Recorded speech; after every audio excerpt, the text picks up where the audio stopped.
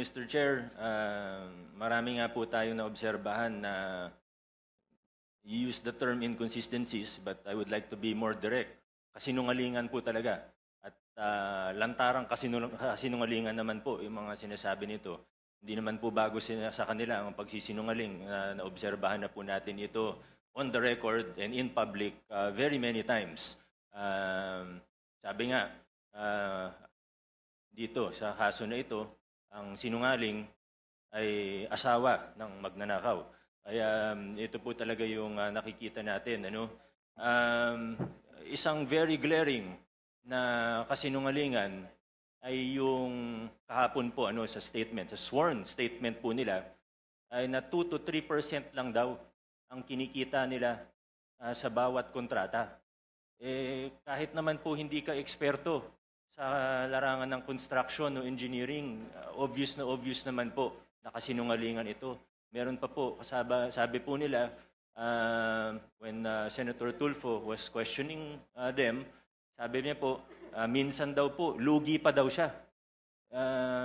Ang bait naman po ng mga ito. Kung tumatanggap sila ng kontrata sa gobyerno, nagbibid sila para malugi. No sane business person would do that. Of course, I think everyone in this room would agree.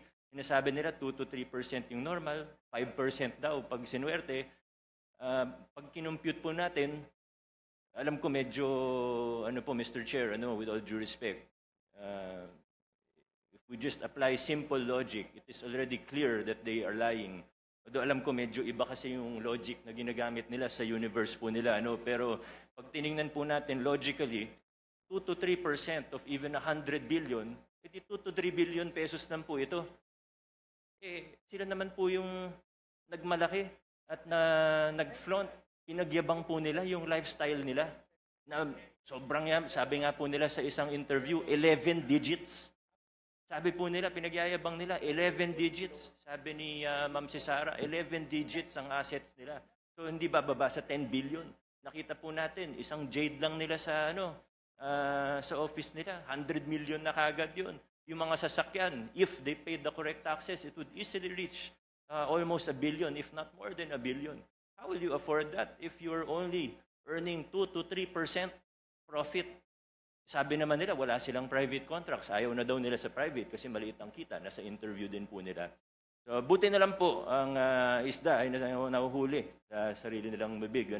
Buti na lang po. Ganun po sila magsalita in public at nalalaman natin ang mga katotohanan. And I don't mean to overstep, Mr. Chair. Please stop me at any time. But I would just like to, siguro hindi naman warning, pero siguro ang aking pag-igayat sa bawat isa, pati na rin sa mga mamamayang, sa ordinaryong mamamayan, na mag-ingat po tayo sa mga naririnig po natin. Alam naman po ng lahat ng tao sa kwarto na ito na may guilty na senador, may guilty na congressman, may guilty na DPWH officials, may guilty na contractor at maaaring sa iba pang ahensya ng pamahalaan.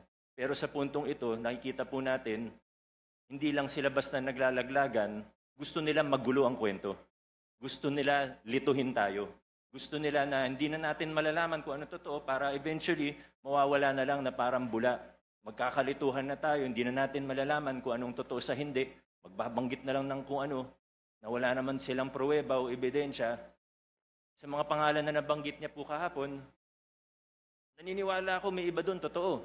Pero hindi tayo present. They have to present evidence, of course. And I think we really have to be careful because in our experience with them, in my experience with them, Mr. Chair, these are people who are really capable of lying without batting an eyelash. So we have to be very careful in how we proceed. Thank you, Mr. Chair. Mr. Chair.